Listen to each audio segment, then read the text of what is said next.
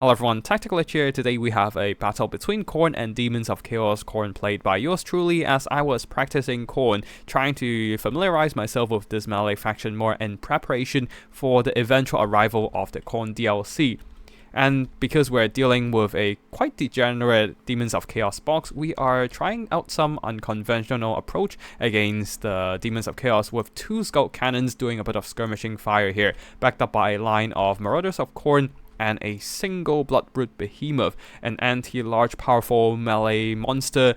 It is basically my best bet in killing any Demons of Chaos monster, supported by Valkyr the Bloody with Spear Slopnir to do some AoE damage. We also have a bunch of mobility, just in case the demons go heavy with flyers, for example, the Changebringers and Screamers. A couple Flesh Hounds on the ground, and 4 units of Chaos Furies, and that's it for my army build. For my opponent here, Shogunnik, playing as the Demons of Chaos with a very sturdy box using the Exalted Plague Bearers as the front line, equipped with their Death's Head grenades. 2 more regular Plague Bearers at the back, and a couple Horrors. 1 blue Horror is the Chromatic Abomination, and 1 pink Horror, the Sour Gut. Right next to them, some deadly monstrous presence, especially the Fiends of Slaanesh. With the additional unit models, they are now trading well into pretty much any units. The Barons of the Bog as well, being a very solid, sturdy, tanky melee cavalry, and then leading the army, the Exalted Great Unclean One of Nurgle, coming in with Fleshy Abundance, Stream of Corruption, and a bunch of other abilities, including the Blight Swarm to lower melee defense, and the Leadership Reduction of the Fetid Stench, Pestilence Decay for the Mortis Engine effect, and also Cloud of Flies, which gives himself melee defense bonus. That's it for the army builds, and now let's get the battle started. Khorne rarely has any long-range firepower, but with the double skull cannon, I'll need to kite as much as possible with these guys, using them to weaken the Demons of Chaos box before I have to fight them in melee. Now I'm targeting some of these fiends here.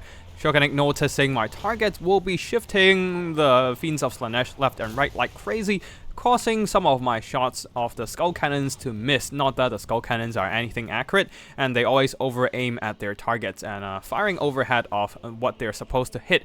Either ways, noticing that the Fiends are dodging those Skull Cannon shots quite effectively, I'll be switching targets over to the Exalted Great Unclean One instead, being a slow lumbering giant with a massive hitbox. It is much easier to hit the Exalted Great Unclean One than the left and right shifting Fiends. They're still rushing around like crazy, so yeah, no point targeting them. Barons of the Bog though, a much slower cavalry. This makes them an easier target for the Skull Cannon fire, and as you can see, the hits are landing more consistently. Down to half health and less than half of the unit models already, so the Barons of the Bog taking quite a bit of damage from the Skull Cannon pounding. But at the same time, after wasting so much ammo missing, the Skull Cannons have ran out of shots. I'll have to fight the Demon's box in melee, which is gonna be the hard part.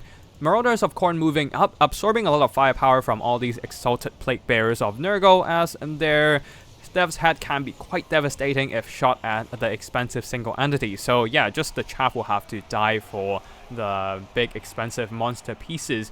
Mobility also moving into flanking position, not that there's any good targets for flanking. The Sour Guts and Chromatic Abominations are regiments of renown and have decent enough melee stats to fight back against Flesh Hounds and Furies in melee, but either ways, I'll still need to try. Marauders are moving in and try to catch the Sour Guts out of position, but the Plague Bears will be screening, Stream of Corruption, weakening the Marauders of Khorne, doing some poke damage, and the Furies are diving onto the Fiends of Slaanesh. Flesh Hounds moving in as well. I'm trying to dive as much of my mobility onto these Fiends of Slaanesh as possible, trying to just overload them with sheer numbers, but as you can see, they're holding for now with the Barons of the Bog and the Exalted Great Unclean One jumping in to help. Spear Slopnir weakening the Sour Guts, doing some really good damage on these overlap units of demons, but at the same time, my frontline push is faltering. Some of the Marauders have ran all the way to the far side of the map, while my single entities are stuck, surrounded by a bunch of fiends. One of the Skull Cannon being forgotten in the blob fight for a bit, and it is plunging deeper and deeper into enemy formations, allowing the Fiends of Slaanesh to surround this Khorne construct, doing some really good damage, with the AP attacks also soporific, thus reducing the melee defense of the Skull Cannon, making it even more vulnerable in melee attacks. On the other side though, because of the anti-large single entities, the Bloodbrute Behemoth and Valkyr the Bloody in the mix, the Fiends of Slaanesh over here being forced to fight in the Marauder Khorne support as well, they're taking more and more damage. So yeah, things are going decently on this flank. Balance of power is still in the middle, but unfortunately for me, I do have to be aware of the healing of Nurgle, Fleshy Abundance, healing this huge blob of Demons troops, and they're getting a lot of HP back, especially these Fiends, still having 15 models out of 16, plenty of space left for healing for them, and being able to pick off the Skull Cannon, that goes a huge chunk of my balance of power. And as you can see, the balance of power is already starting to shift into the Demon's favor. The sad thing about a Khorne Rush is that they don't really have a reliable way to handle defensive self-healing boxes like this Demon build. Without any access to magic, for example, a Final Transmutation would be really good in punishing blobs like these, but unfortunately all I can rely on are single entities. The Exalted Plague Bearers over here are getting weaker and weaker, though the Furies have been mostly eliminated as they try to dive on enemy units and get stuck in melee. The Barons of the Bog and Fiends of Slaanesh ping-ponging around the battlefield, just pouncing on any exposed, vulnerable targets they can find. For example, this out of position Bloodbrute Behemoth there, being surrounded by the Fiends, taking quite a bit of damage as they nag on their toes.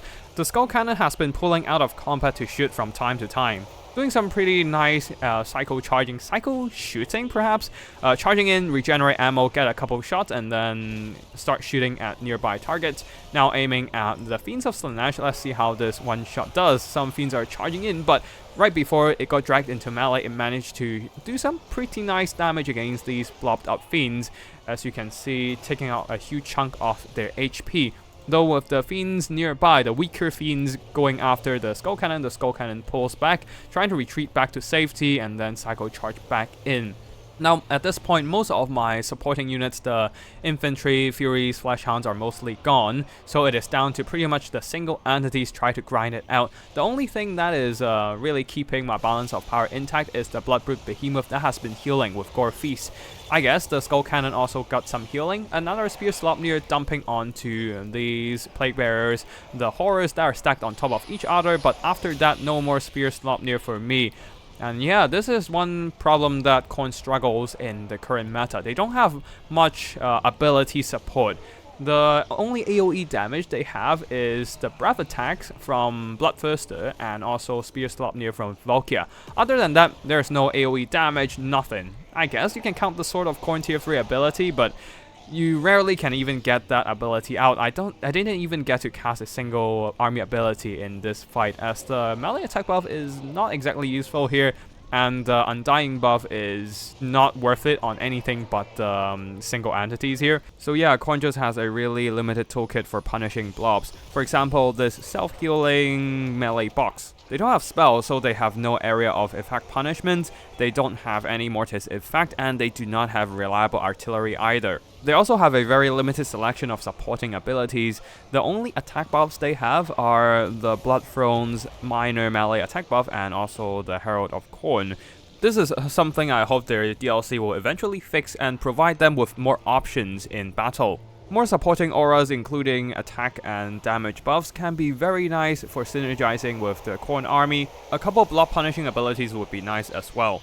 Anyways, the Exalted Great Unclean One has been protected by surrounding infantry using the Mortis Engine effect to thin out my army, slowly draining away the hit points of my chaff and also the single entities as well, accumulating quite a bit of value over time. Almost 1,200 gold worth of damage value from the Mortis Engine and Stream of Corruption. But most important thing is that the Exalted Great Unclean One is keeping that balance of power high in the form of healing, another massive fleshy abundance, covering all these remaining troops of the Demons of Chaos, pushing the balance of power even more in favor of the Demons of Chaos army.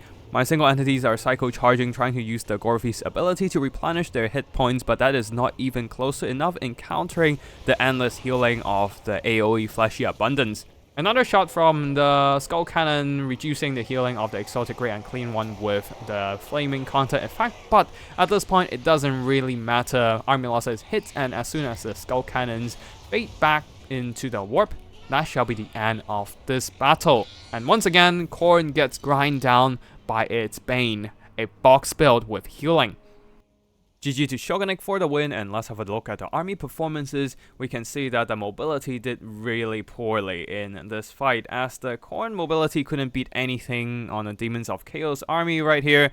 They were better at pressuring ranged troops, which is necessary in case the Demons of Chaos are going for blue fire kites with an Exalted Lord of Change or the Tinged Demon Prince, but unfortunately that is not the case here, and they just got grind down in melee combat. The game is pretty much carried by the single entities on Khorne's side. The skull cannons did really good, even for the one that died early. If I microed it a little bit better, maybe it could have carried the game a bit more and the game would be a lot closer. But unfortunately, because of all the missed shots from the skull cannons and also the early death of one of them, I was not able to extract the full potential from these single entities. The Bloodbrute Behemoth definitely did solid here, cycle charging around using the anti-large armor piercing damage to beat down the key targets like the Fiends and the Exalted Great Unclean One. And Volker the Bloody did some pretty good work, just not quite enough to carry the game even with the decentish Speed Slopnir. The Khorne infantry get beaten up pretty hard by the Demons of Chaos front line, and as for the Demons' performances, Exalted Plague Bearers and Plague Bearers held the line, and that is all they needed to do, allowing the Exalted Great Unclean One do the damage with Mortis Engine, and the Fiends of Slaanesh killing off the key targets in melee combat, or at least severely weakening them, and allowing the Blue Horrors, Pink Horrors to survive and shoot at my lightly armored Bloodbrute Behemoth. As long as the Demons of Chaos can survive, the Exalted Great Unclean One can just keep spamming heals with Fleshy Abundance to keep them sustained in melee grind, eventually wearing down the Khorne rush. And yeah, that's it for today's battle. I hope you all enjoyed this multiplayer action, and if you want to see more Total War Warhammer multiplayer content, be sure to subscribe to my channel. Thank you for watching, and I'll see you in the next one. Tactical Lich, signing out.